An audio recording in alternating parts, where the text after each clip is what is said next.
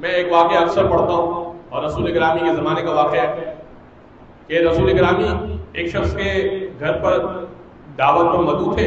اکثر اللہ کے رسول کو لوگ کہا کرتے تھے کہ یا رسول اللہ آپ ہمارے گھر پہ آئیے اور کھانے کا دوپہر کا انتظام ہمارے گھر پر ہے تو آپ آ جائیے گا.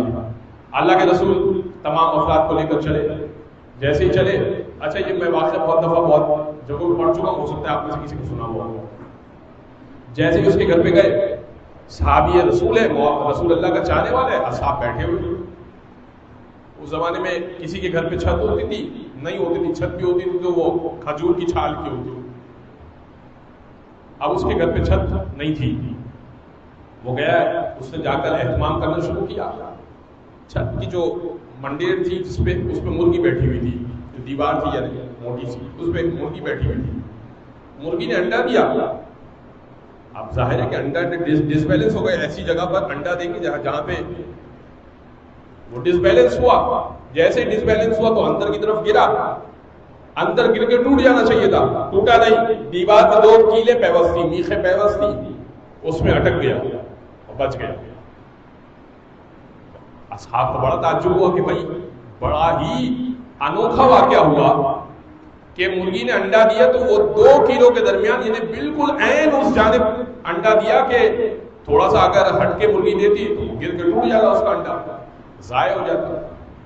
اچھا وہ صحابی اہتمام کر کے دسترخوان اس نے بچھایا تو باقی اصحاب نے ذکر کیا کہ بھائی یہ ایسا واقعہ ہوا, یہ دیکھو یہ دیوار میں انڈا اٹکا ہوا ہے.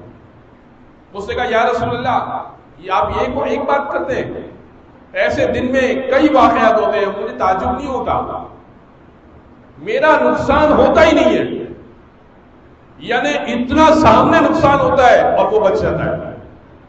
رسول اللہ نے اپنے ساتھ سے کہا کہ یہاں نہیں بیٹھیں گے کھانا کھانے. اس نے کہا کیوں یا رسول اللہ؟ کہا اس کا نقصان ہی نہیں ہوتا. اللہ نے اپنی رحمت کے لیے اس کے گھر کو چنا ہی نہیں ہے. اللہ جس کو اپنی رحمت کے لیے چنتا ہے اس کو کچھ نہ کچھ نقصان ہوتا ہے. کیوں؟ تاکہ اجر اخروی اسے ملے. سارا اجر تو اس کو یہاں مل رہا ہے. یہ اللہ کا پسندیدہ بندہ نہیں ہے. چلو یہاں سے چلتے ہیں. اللہ کے رسول بغیر دعوت کھائے اس کے گھر سے چلے گئے. یقین جانے سید السادات کہہ رہے مومن ہے تو گھر پر مصیبتیں آئیں گی,